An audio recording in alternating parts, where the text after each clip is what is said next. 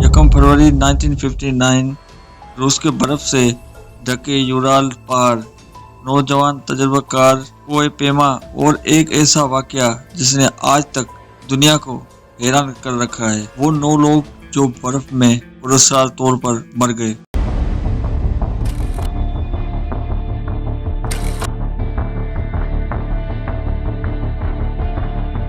जब इमदादी टीम कई दिन बाद उन तक पहुंची तो खेमा अंदर से कटा हुआ था, लेकिन सवाल ये था अगर वो खुद बाहर निकले थे तो फिर नंगे पांव शदीद बर्फबारी में रात के अंधेरे में क्यों भागे।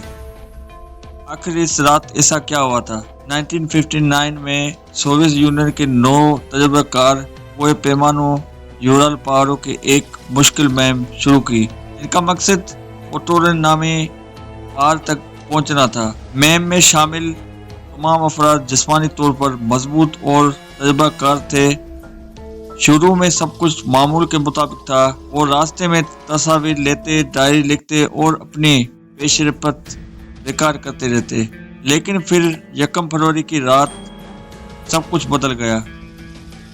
जब कई दिन गुजरने के बावजूद ये टीम वापस न आई तो रेस्क्यू ऑपरेशन शुरू किया गया। चंद दिन बाद इमदादी टीम उनका खेमा मिला, लेकिन मंजर इंतहाई अजीब था।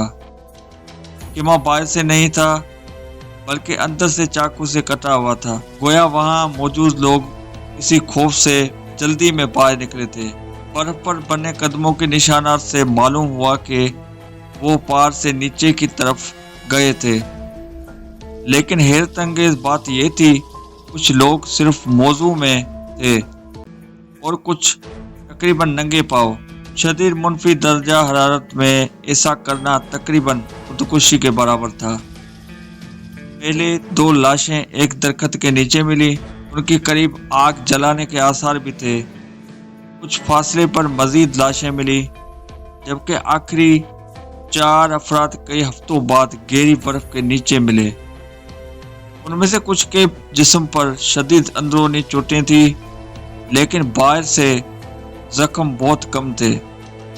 यही वो बात थी जिसने इस वाक़े को दुनिया के सबसे बड़े राजों में शामिल कर दिया।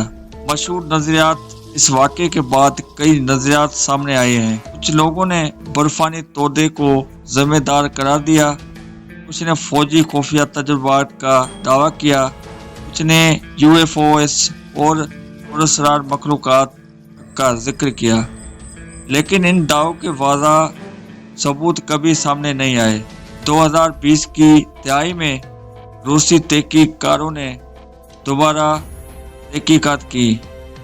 इनके मुताबिक सबसे मजबूत वज़ाहत एक खास किस्म के बर्फानी तोदे, एवेलेंची और शदीद मौसमी हालात थे, जिन्होंने कोए पमाओं को खेमा छोड़ने पर मजबूर किया। ताहम आज भी कुछ लोग इस नतीजे से मुत्तफिक नहीं हैं।